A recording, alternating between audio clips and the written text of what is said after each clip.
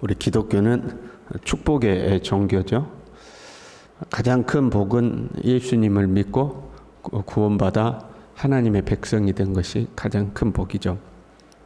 그러나 구원받았고 나머지는 네 알아서 살아라, 그런 게 아니죠. 우리를 구원하신 하나님은 우리를 영육간에 축복하시죠. 땅에서도 잘 되게 하시는 은혜가 있습니다. 우리는 그 복을 이제 누리고 살기를 소망하는 거죠. 우리가 시편 37편 어제 살폈는데 전체 내용이 그렇죠.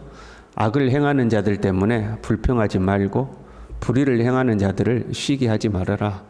너무 그 악한 자들 신경 쓰고 살지 말아라. 그들 이러니 저러니 그들 쳐다보고 살지 말아라, 그런 거죠. 대신 너는 하나님을 의뢰하고 선을 행하고 성실을 먹을거리로 삼고 살아야 한다. 그렇게 하나님을 의뢰하고 선을 행하고 성실하게 살면 하나님은 결국 그 하나님의 사람들에게 복을 주신다. 그리고 그 복에 있어서 특별히 땅을 주실 것이다, 그렇게 말했어요. 땅을 주실 것이다. 땅을 주신다는 것은 몇 가지 의미를 가지고 있었는데, 땅을 주신다는 것은 하나님의 약속이 성취되는 것이고 하나님의 은혜가 임하는 것이고 또 이 땅에서도 하나님의 주시는 복을 받는 것이었죠. 그러나 궁극적으로 영원한 하나님의 나라, 우리가 기업으로 물려받을 영원한 하나님의 나라를 의미하는 것이기도 하죠. 이런 축복을 받을 것이라는 것을 말씀하시면서 특별히 후손에 대한 축복이 기록되고 있죠. 너와 너의 후손이 복을 받는다, 후손이 복을 받는다 하고 말씀하셔요. 그것이 이제 우리가 오늘 따로 읽은 본문의 말씀이죠. 내가 어려서부터 늙기까지 의인이 버림을 당하거나 그의 자손이 걸식함을 보지 못하였도다. 내가 지금까지 살아서 봤는데 의인이 버림당하거나 그 자신이 굶고 사는 거 내가 보지 못했다 하는 거죠. 물론 24절에요. 그는 넘어지나 어려움이 없는 건 아니다는 거죠. 하나님을 믿고 하나님을 의지하고 선을 행하며 성실하게 살아가는 사람도 분명 어려움은 있다는 거죠. 그는 넘어지나 넘어질 일 있다는 거죠. 그러나 아주 엎드러지지 아니함은 넘어지는 일은 있어도 그걸로 끝난 거 아니다. 그렇게 망해서 사라지는 거 아니다는 거죠. 넘어지는 일도 있긴 있지만 다시 일어선다. 다시 일어서서 의인이 버림을 당하거나 그의 자손이 걸식함을 당하는 일이 결코 없다 하는 거죠. 왜요? 여호와께서 그의 손을 붙드심이로다. 하나님께서 그를 붙들고 계신다 하는 거죠. 그리고 나서 그렇게 의로운 자가 하나님 앞에 복을 누리고 사는데 그 의인이 하나님을 의뢰하고 그 다음에 선을 행하고 그러죠. 선을 행하는 거죠. 어떤 선을 행하는지에 대해서 기록하고 있어요. 26절에요. 그는 종일토록 은혜를 베풀고 꾸어주니, 종일토록 은혜를 베풀고 꾸어준대요. 그의 자손이 복을 받는도다. 후손에 이르는 복을 받는 이유가 은혜를 베풀고 꾸어준다 하는 거죠. 종일토록 은혜를 베풀고 꾸어준다 하는 거죠. 우리가 약간 오해하는 것 중에 하나가요. 우리는 하나님과 나와의 관계 안에서만 복을 받는 것으로 이제 오해하는 경우가 있어요. 무슨 말이냐면 내가 교회 열심히 나왔어요. 기도 생활도 했어요. 이렇게 새벽 예배도 나왔어요. 주일 예배 안 빼먹었어요. 교회에서 맡겨주신 일 잘 감당했어요. 세상에 나가서 나쁜 짓 안 했어요. 정직하게 살았어요. 그러니까 하나님이 나에게 복을 주시겠지. 그거 중요하죠. 우리가 말씀대로 살고 신앙생활 성실하게 하는 것 중요해요. 그런데 우리의 삶을 농사로 비유하자면 그런 경건의 삶은 밭을 가꾸는 것과 같은 거죠. 밭을 일구고 이 쟁기질을 하고 그래서 밭을 좋은 밭으로 만드는 것과 같은 거예요. 그러면 밭을 만들었으면 거기에다가 씨를 뿌려야 되는 거죠. 경건의 삶 자체는 우리의 삶의 밭을 옥토로 만드는 거에 비유할 수 있고 거기에 우리가 씨를 뿌려야지만 열매를 거둘 수가 있는 거죠. 그게 이 심는 행위가 있어야 되는 거죠. 갈라디아서 말씀해요. 스스로 속이지 말라. 네 자신 스스로를 속이지 말라. 하나님은 만홀히 여김을 받지 아니하시나니 사람이 무엇으로 심든지 그대로 거두리라. 그러니까 심는 것이 있어야 거두는데 콩 심으면 콩 나고 팥 심으면 팥난다 하는 거죠.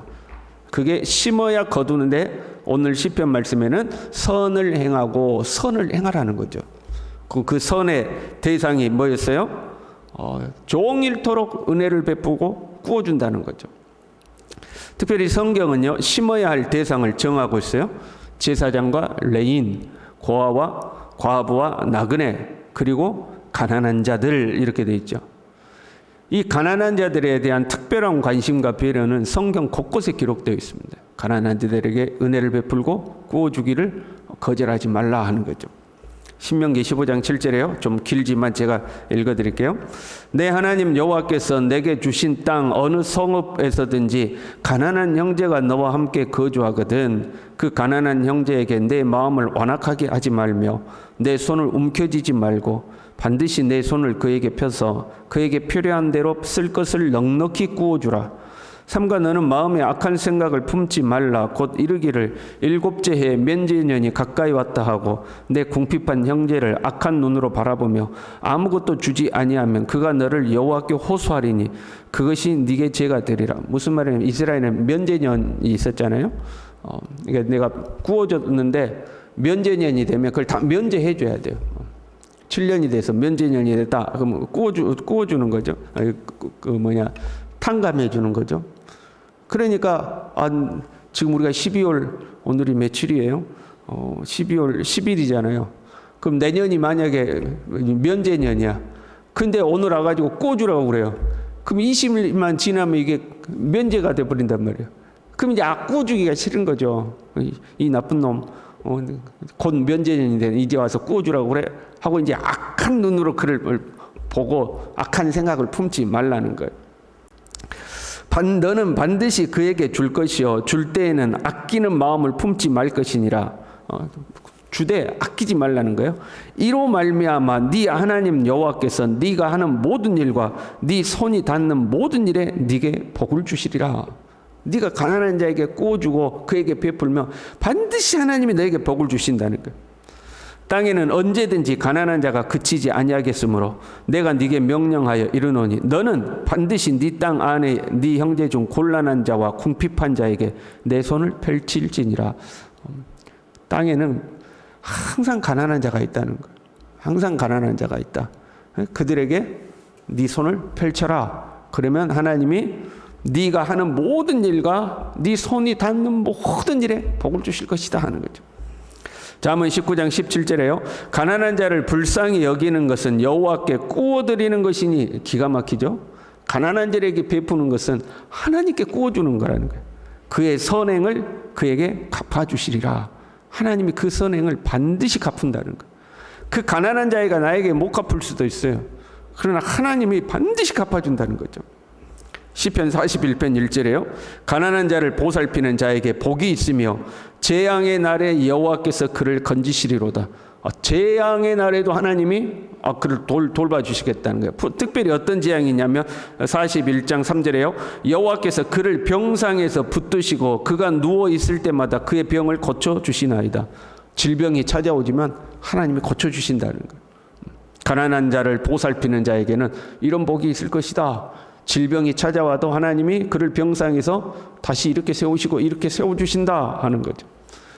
이처럼 성경은 가난한 자를 돌보는 것이 결국 너에게 복이 되어 돌아올 것이라는 것을 계속 강조해서 말씀하고 있죠. 반대로요. 잠언 17장 5절에요. 가난한 자를 조롱하는 자는 그를 지으신 주를 멸시하는 자요 사람의 재앙을 기뻐하는 자는 형벌을 면하지 못할 자니라. 가난한 자를 멸시해 하나님을 멸시하는 거라는 거예요. 소유가 적다는 이유로 그 사람을 멸시해 그를 지으신 하나님을 멸시하는 거다 하는 거죠. 잠언 21장 13절에요. 귀를 막고 가난한 자가 부르짖는 소리를 듣지 아니하면 자기가 부르짖을 때에도 들을 자가 없으리라. 가난한 자가 나에게 하소연할 때 귀를 막고 안 들었어요. 그러면 내가 누군가에게 하소연할 때, 더 나아가서 하나님 앞에 하소연할 때도 하나님이 그 소리를 듣지 아니한다는 거죠. 그게 이제 마태복음 7장에 가면 그대로 나와요. 남에게 대접을 받고 싶은 대로 너도 남을 대접하라 하고 이렇게 되어 있죠. 그 앞에 말씀이 뭐냐면 구하라 그리하면 주실 것이요 찾으라 그리하면 찾을 것이요. 기도에 대한 말씀을 해요. 기도에 대한 말씀을 다 해놓고 나서 네가 남에게 대접을 받고자 하는 대로 너도 남을 대접해야 된다. 네가 하나님께 기도의 응답을 받고 싶냐? 그러면 누군가가 너에게 호소할 때에 너도 그 소리에 귀를 기울이고 응답해 줘야 된다 하는 의미를 가지고 있죠. 그래야 된다는 거죠. 여러분, 가난한 자를 우리가 만났어요. 가난한 자를 도울 기회가 생겼어요. 그러면 하나님께 구워줄 수 있는 기회가 생겼다 이렇게 생각해야 되죠. 내가 축복의 씨앗을 뿌릴 수 있는 기회가 생겼다 이렇게 생각해야 돼요. 사실 우리는 다 가난한 시절이 있었어요. 여러분 중에 부잣집에서 태어나서 가난이라는 것은 모르고 나는 부유하게 잘 살았다는 사람 몇이나 있을까요? 다 우리는 가난한 시절에 태어나서 가난을 경험하고 살았고 그랬잖아요. 그래서 가난한 자들을 우리는 좀 더 이해하고 베풀고 도와줄 필요가 있죠. 가난한 자를 불쌍히 여길 필요가 있어요. 그것이 결코 헛되지 아니하고 우리에게 축복으로 돌아올 거예요. 그런데 현실적인 어려움이 존재해요.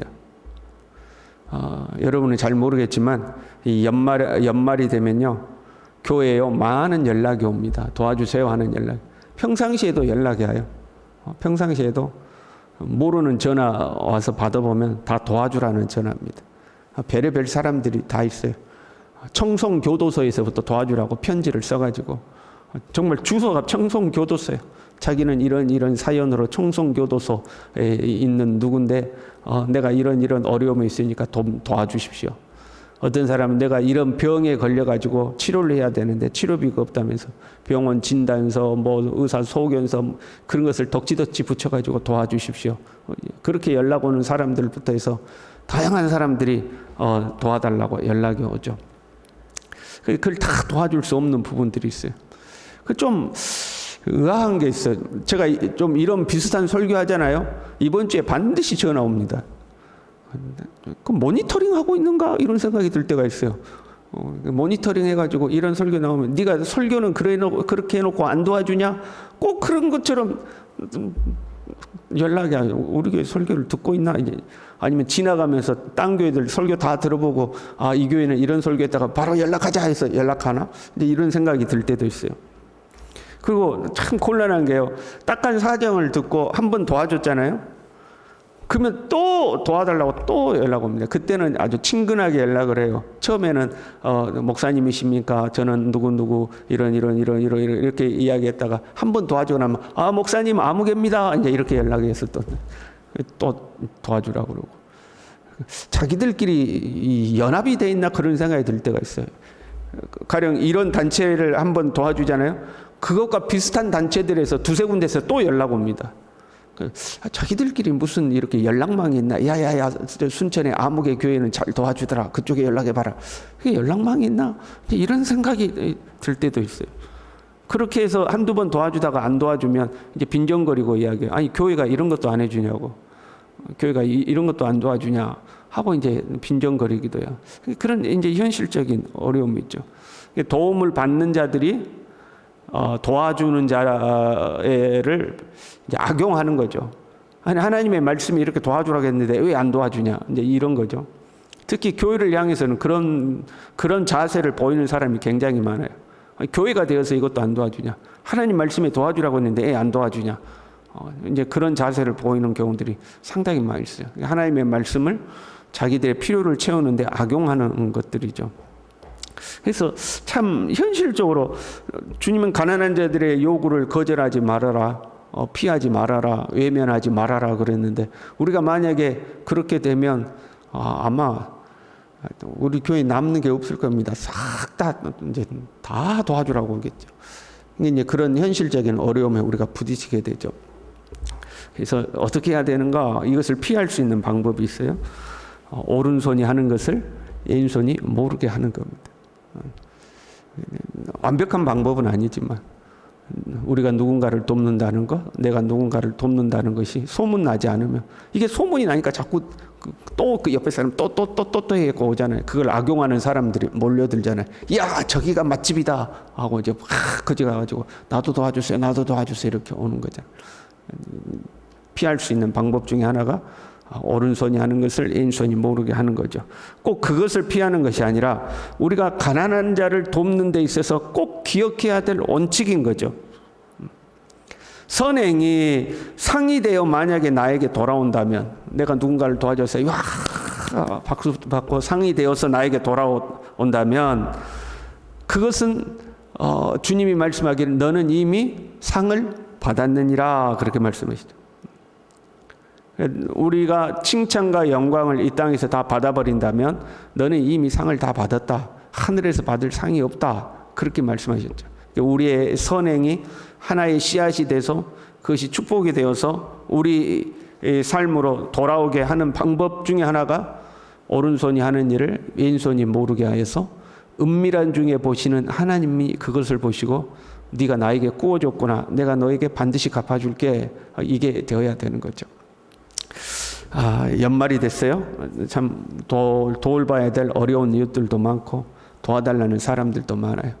그래서 우리가 그런 것들을 잘 분별해서 선한 마음으로 인색하게 다 움켜쥐고 평생에 남을 도운 적은 한 번도 없고 그냥 다 움켜쥐고 하나님이 나에게 더 복 줘야 된다고 그 욕심 부리지 말고 형편이 되는 대로 마음의 여유가 되는 대로 이웃들에게 나누고 베풀되 오른손이 하는 것을 왼손이 모르게 하여 하나님이 우리를 축복하시고 더 나아가 우리의 자녀들과 후손들에 이르기까지 우리가 심어놓은 그 나무에서부터 열매를 따먹는 이런 은혜가 있기를 간절히 바랍니다.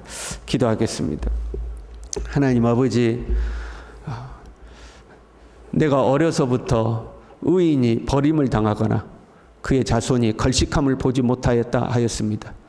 그는 종일토록 은혜를 베풀고 구워준다고 하였습니다. 하나님 아버지, 그의 후손들이 복을 받는다고 하였는데 주님, 우리도 넉넉한 마음을 주시사 어려운 일을 외면하지 아니하고 나누고 베풀 수 있는 은혜를 허락하여 주시옵소서. 우리가 하나님을 섬기고 하나님이 지으신 이웃을 사랑하고 기회가 되는 대로 나누고 베풀며 선을 행하고 살아서 하나님, 우리와 우리의 자녀들과 우리의 후손에 이르기까지 하나님이 주시는 하늘의 복과 땅의 복을 누리고 살아갈 수 있도록 우리 모두를 축복하여 주시옵소서. 예수님의 이름으로 기도 올리옵나이다. 아멘.